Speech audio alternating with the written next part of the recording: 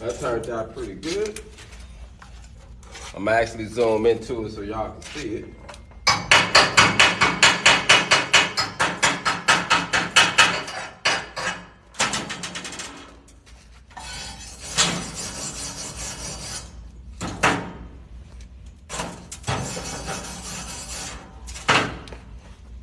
Let y'all zoom into this one. See this one now. This is in the flat position.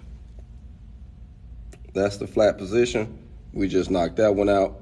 And the goal is we're gonna do all these in position and tie in. So now we're about to dive into the horizontal. So